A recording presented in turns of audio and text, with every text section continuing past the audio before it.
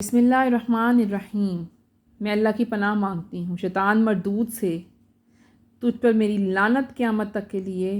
ایک ابر شرق کی طرف روانہ ہوا، ہوائیں ٹھہر گئیں، دریا جوش میں آیا، جانوروں نے سننے کے لیے کان لگائے، آسمان سے شیاطین کو شعلے مارے گئے۔ اللہ تبارک تعالیٰ نے اپنی عزت و جلال کی قسم کھا کر فرمایا، بسم اللہ الرحمن الرحیم، جس شے پہ پڑھی جائے میں اس میں برکت عطا کروں گا۔ سورہ الفاتحہ قرآن پاک کی پہلی سورت۔ حضور پر نور صلی اللہ علیہ وآلہ وسلم نے خود نام تجویز کیا اور یہ سورہ مکہ میں نازل ہوئی۔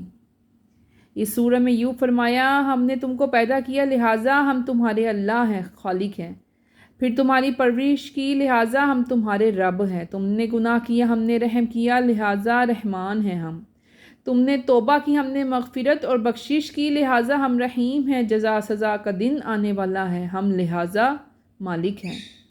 پس اے بندے تو ہماری عبادت کر، لہٰذا اس طرح کہو کہ ہم تیری ہی عبادت کرتے ہیں۔ اللہ تعالیٰ نے فرمایا، میں نے نماز کو اپنے اور اپنے بندے کے مابین تقسیم کیا ہے۔ اللہ ملائکہ سے فرماتا ہے، میرے بندے نے مجھے یاد کیا۔ قرآن پاک میں اللہ تعالیٰ فرماتے ہیں، میرے بندے نے مجھے یاد کیا۔ اللہ تعالیٰ فرماتا ہے، میرا بندہ میری خوبیاں بیان کر رہا ہے، میرے بندے نے میری بزرگی اور عظمت بیان کی، یہ میری ملکیت نامہ ظاہر کرتا ہے۔ عبادت میرا حق ہے اور استعانت بندے کا حق ہے۔ میں اس کا مطالبہ پورا کروں گا، سیدھا رستہ دکھاؤں گا، مغضوبی علیہم سے بچاؤں گا، گمراہی سے اسے محفوظ رکھوں گا۔ سورہ البقرہ گائے کے واقعے کی بنا پہ نام رکھا گیا۔ تمام صورتوں سے سب سے بڑی صورت اور مدینہ منورہ میں نازل ہوئی۔ حروف مقطعات سے شروع ہونے والی سورہ البقرہ، جس میں قرآن کریم کو بلند رتبہ کتاب کہا گیا ہے، جس میں ہدایت ہے ان لوگوں کے لیے جو بغیر سب کچھ دیکھے ایمان لائے، نماز قائم کی، ہماری راہ میں خرچ کیا، اپنی روزی میں سے صدقات اور خیرات دیں، وہ ایمان لائے نبی آخر الزماں صلی اللہ علیہ وآلہ وسلم پر بھی اور روز قیامت پر بھی، اور یہی لوگ مراد پانے والے ہیں۔ کون لوگ؟ مومن کہلانے والے لوگ، جو مومن کہلاتے ہیں۔ اور جن کی قسمت میں کفر ہے، آپ انہیں ڈراؤ یا نہ ڈراؤ، وہ ایمان لانے والے نہیں، کیونکہ اللہ نے ان کے دلوں پر، کانوں پر مہر لگا دی ہے، ان کی آنکھوں پر گھٹا ہے، پردہ ہے، ان کے لیے بڑا عذاب ہے۔ کچھ لوگ کہتے ہیں ہم اللہ اور پچھلے لوگوں پر ایمان لائے تھے، وہ ایمان لانے والے نہیں، وہ فریب دیتے ہیں اللہ کو اور ایمان والوں کو، حقیقت میں فریب نہیں دیتے وہ اپنی جانوں کو، انہیں کچھ سمجھ بوجھ نہیں ہے، ان کے دلوں میں بیماری ہے، اللہ نے ان کی بیماری بڑھا دی، ان کے لیے دردناک عذاب ہے، منافق ہیں وہ۔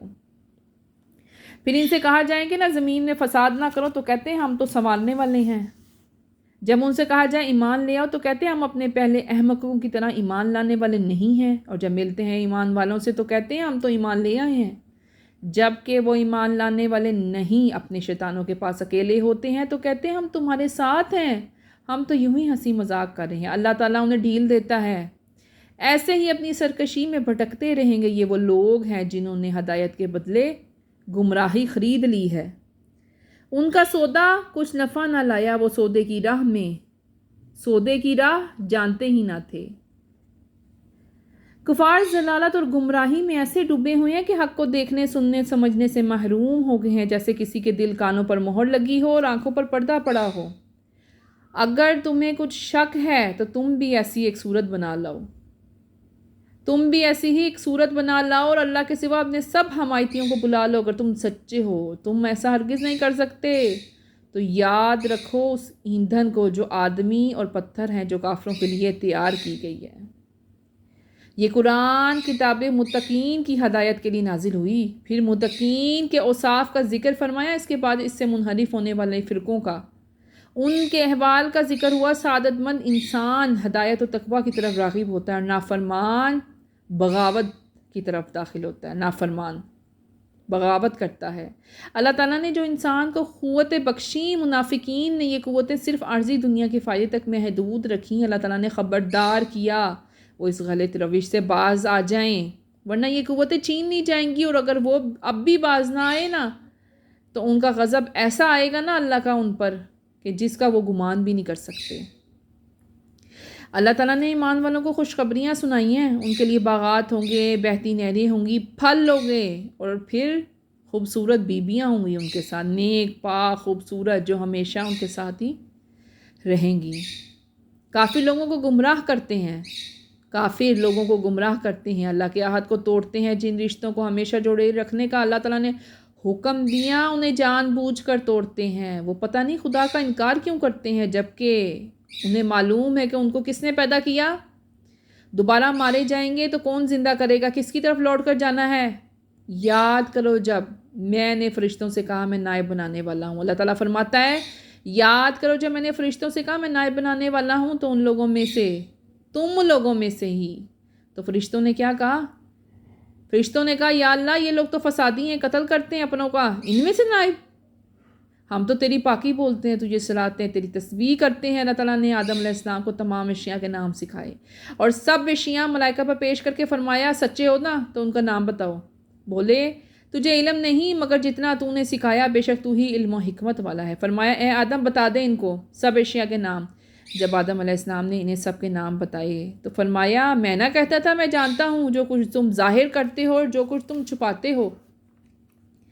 جب اللہ تعالیٰ نے فرشتوں کو حکم دیا آدم کو سجدہ کرو تو سب فرشتوں نے سجدہ کیا سوائے ابلیس کے، وہ غرور میں کافر ہو گیا۔ اللہ تعالیٰ نے یہ بھی حکم دیا اے آدم تیری بیوی اور تم اس جنت میں جی چاہے جہاں مرضی چاہے رہو، مگر ایک پیڑ ہے اس کے پاس نہ جانا، حد سے بڑھنے والوں میں سے نہ ہو جانا۔ شیطان نے جنت میں انہیں بہکا دیا، جہاں رہتے تھے وہاں سے نکال دیے گئے۔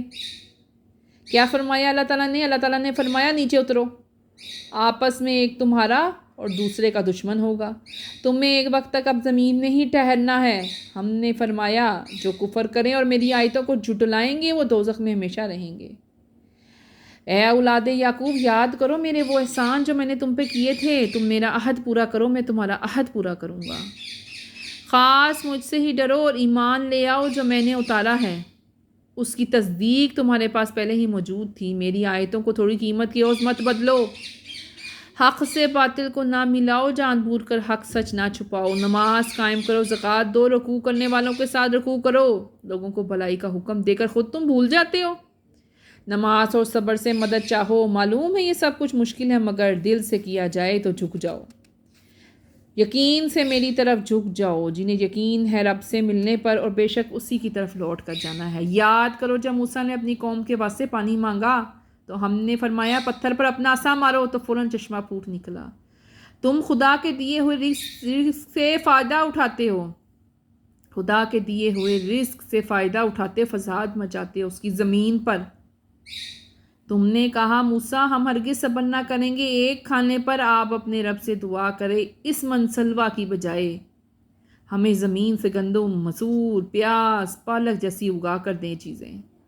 تم نے نہ شکری کی اس منسلوا کی تو تمہیں کسی اور جگہ ٹھہرنے کا حکم ہو، نکل جاؤ یہاں سے، وہاں چلے جاؤ، اس شہر چلے جاؤ جہاں پہ سب چیزیں ملتی ہوں، میسر ہو۔ تم لوگ نافرمانی، ذلت اور رسوائی میں پھنس چکے ہو۔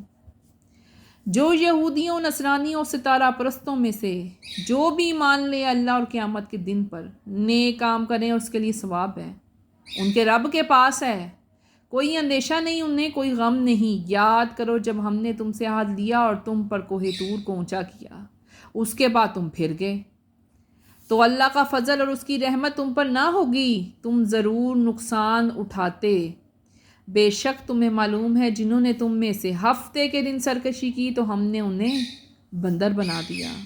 ہم نے اس بستی کا یہ واقعہ عبرت کر دیا آگے اور پیچھے والوں کے لیے اور پرہیزگاروں کے لیے نصیحت بنا دیا۔ اور یاد کرو جب موسیٰ نے اپنی قوم سے کہا خدا تمہیں حکم دیتا ہے ایک گائے کو ذبح کرو۔ بنی اسرائیل بولے اپنے رب سے دعا کرے کہ وہ ہمیں بتائے گائے کیسی ہو، اس کا رنگ کیسا ہو، تو جواب آیا گائے نہ بوڑھی ہو نہ جوان ہو، درمیانی عمر کی ہو، رنگ پیلا ہو جو دیکھنے والوں کے لیے دیدہ زیب ہو، جو گائے نہ کھیتی میں کام آتی ہو نہ زمین میں ہل چلانے کے، بے عیب ہو، یعنی گایوں میں بھی اب ان کو شبہ پڑ گیا۔ بنی اسرائیل نے بجائے اس کے کہ وہ حکم سنتے ہی گائیں ذبح کر ڈالتے، حسب عادت بحث و مباحث میں پڑ